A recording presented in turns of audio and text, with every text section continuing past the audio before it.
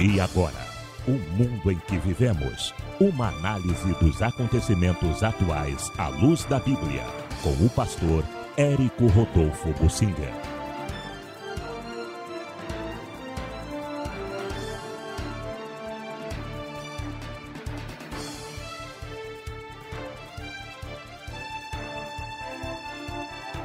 O Senhor Jesus estabeleceu certas bem-aventuranças para vários tipos de atitudes, de pessoas que têm certas atitudes. A bem-aventurança não é para a atitude, é para a pessoa que pratica aquela atitude. No fundo, são manifestações do fruto do Espírito. Mas eu quero focalizar uma delas que não é comum e não está nunca em evidência, é a fome e sede de justiça. Bem-aventurados, felizes são aquelas pessoas, homens e mulheres, que têm fome e sede de justiça. A maioria das pessoas não pensa nisto. Eu desejo um país justo, ainda que eu não tire proveito disto, mas eu quero ver por uma coisa de Deus dentro de mim, o Espírito Santo em mim, me faz desejar ver um país mais justo. Eu fico revoltado com a corrupção, não porque a corrupção é do outro, porque tem aquela história, pimenta nos olhos dos outros é refresco para nós, né?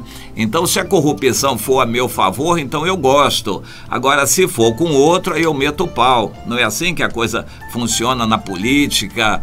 Mas não é por isso. Ainda que eu não me beneficie disto, mas eu quero ver o meu país justo.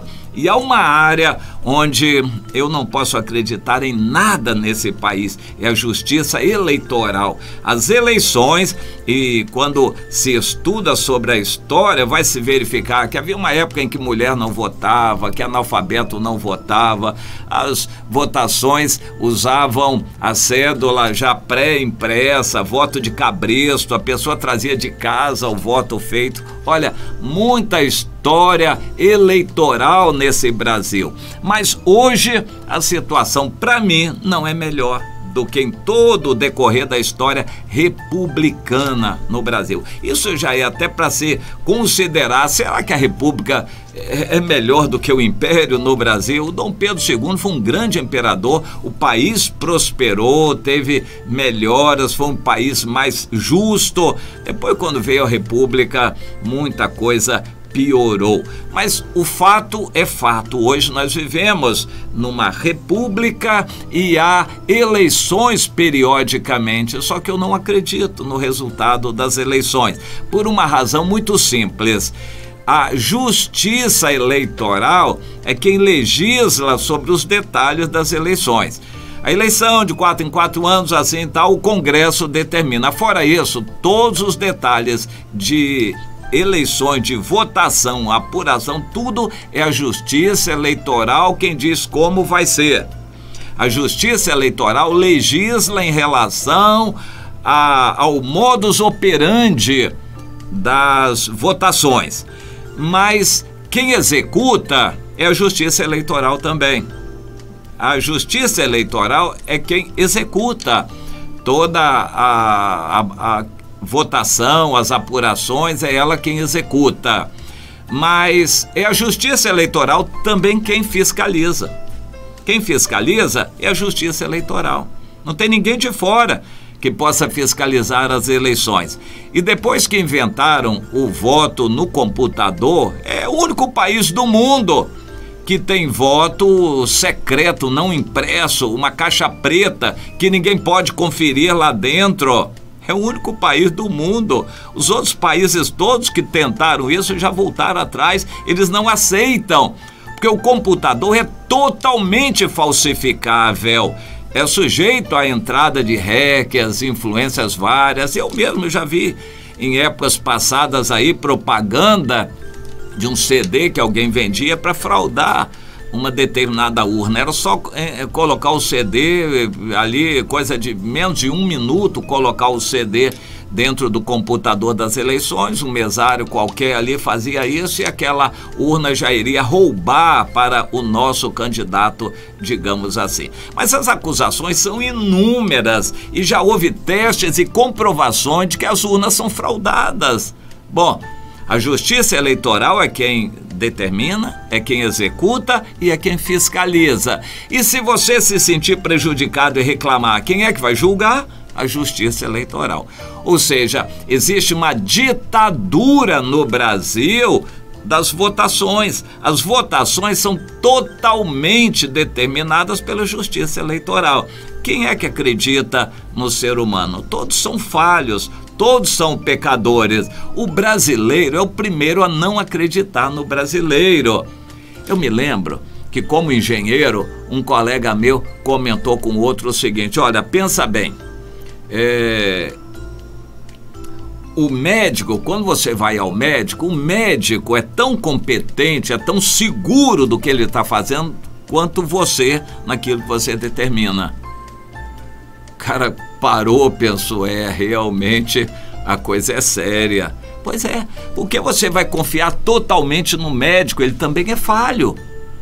Você, quando, como engenheiro, faz certas coisas, a sua cabeça se enche de dúvidas, você tem que se cercar de certas premissas, considerar uma série de situações. Pois é, o médico não é diferente. A única diferença é que o médico lida com uma mercadoria muito especial, que é um ser humano. Já o engenheiro lida mais com coisas. E o colega ficou muito pensativo. Se o médico é tão competente na medicina quanto eu sou na engenharia, então eu vou começar a ficar preocupado. Pois é, o seu governante é tão honesto quanto você. O Brasil inteiro está dessa maneira, no jeitinho brasileiro, porque em todas as áreas. Agora, você vai confiar na apuração das eleições, que é uma caixa preta, o computador, e eles dizem que o resultado foi aquele? Pois é uma situação muito triste. Eu creio que é uma situação triste. Enquanto isso não mudar, alguém tem que fazer as eleições, o outro fiscaliza e outro julga. Não pode ser o mesmo órgão. No Brasil existe uma ditadura das eleições. A Justiça Eleitoral legisla sobre os detalhes e o modus operandi. A Justiça Eleitoral executa. A Justiça Eleitoral fiscaliza a si própria. A Justiça Eleitoral fiscaliza. E se houver reclamação, é a Justiça Eleitoral que julga. É um absurdo isto num país como o nosso, o Brasil. Mas isto é também culpa dos cristãos, porque não acalentam fome e sede de justiça. Se todos os cristãos falassem disso, orassem por isso, levantassem essa questão, alguém teria bom senso de começar a votar ou decidir ou fazer leis para modificar essa situação. Nós devemos orar, nós devemos querer justiça no Brasil. Os cristãos devem querer uma eleição honesta. Precisam sentir confiança na apuração das eleições. O brasileiro precisa sentir confiança. O cristão precisa orar por isto. Bom, e agora vem a notícia de que no Brasil agora a ministra, doutora Rosa Weber, toma posse hoje como presidente do TSE. Numa situação assim como eu descrevi, que causa desânimo para todos nós, isso é uma notícia alvissareira, porque a ministra Rosa Weber tem se notabilizado por uma correção a toda a prova. Ela quer passar para a história como uma mulher correta, uma julgadora totalmente honesta, e ela tem demonstrado isto, coerência em todas as suas decisões, e eu acredito que com ela à frente do TSE, tomara que isso dure bem, a previsão são 2 anos de mandato, e ela, com o perfil que ela tem, dificilmente vai passar uma corrupção. Ela não vai permitir, tem que ser escondido dela, mas ela não vai compactuar com coisas desse tipo. Eu creio nisso, então é uma notícia boa, alvissareira. Olha o que eu quero dizer para você. Há um sistema todo corrompido. O Brasil está corrompido, mas há um sistema eleitoral corrompido nesse Brasil.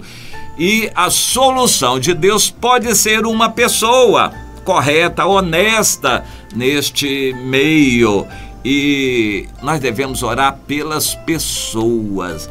Nós podemos não mudar o sistema eleitoral no Brasil, mas o resultado pode mudar se nós orarmos pela pessoa. Então, a partir de hoje, eu quero pedir a você que não se esqueça de orar por essa mulher católica, ministra Rosa Weber, mulher temente a Deus, que tem um testemunho muito bom, uma vida correta, que você esteja a orar por ela à frente da justiça eleitoral no Brasil.